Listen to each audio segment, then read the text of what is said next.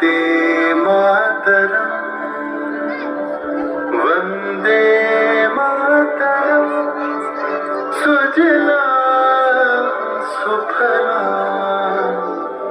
Malay शीतल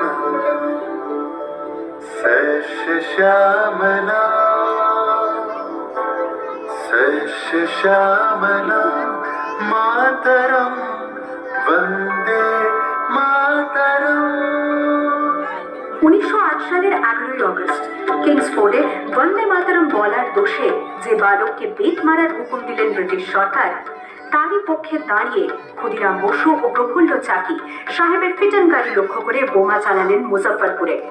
সাহেব নিহত হলেন না, তবু নাবালক ক্ষুদিরামকে ফাঁসির হুকুম দেওয়া হলো।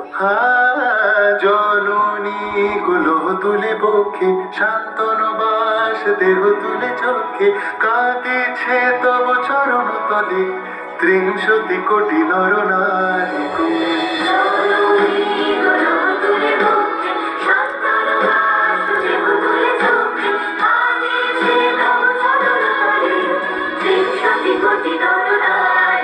যারা স্বর্গগত তারা এখনো জানে স্বর্গের চেয়ে প্রিয় জন্মভূমি এসো স্বদেশ তোদের মহাদীক্ষালু সেই মৃত্যুদের চরণ চুমি যারা জীর্ণ জাতির বুকে জাগালো আশা মৌনমূলীর মুখে জগালো ভাষা আজি রক্ত কমলি গাথা আজি রক্ত কমলি গাথা মানল খালি বিজয় লক্ষ্মী দেবতাদের গানে মুক্তির মন্দির শুকানো তলে কত প্রাণ বলিদান লেখা আছে অশ্রু জলে লেখা আছে অশ্রু জলে।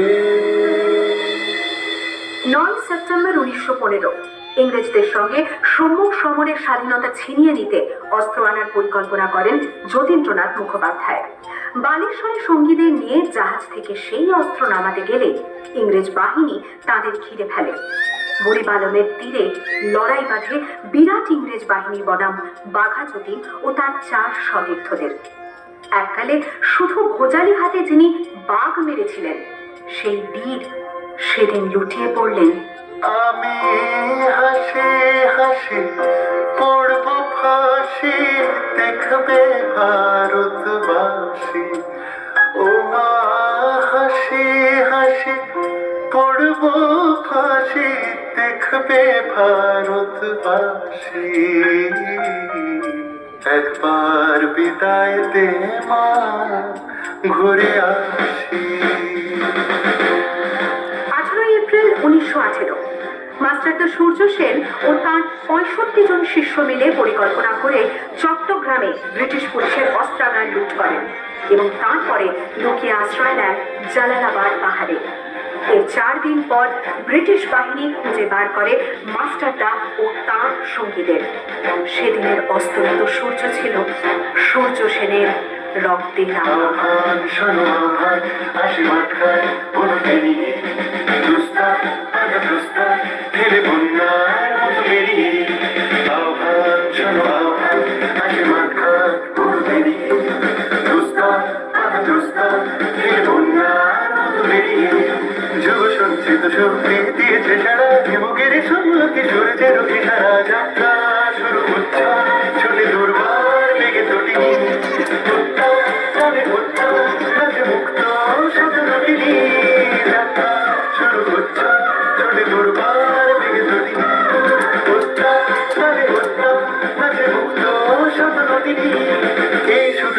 যে নবপ্রাণে জেগেছে রণসাজে সেজেছে অধিকার অর্জনে এই শুধু সুপ্ত যে নবপ্রাণে জেগেছে রণসাজে সেজেছে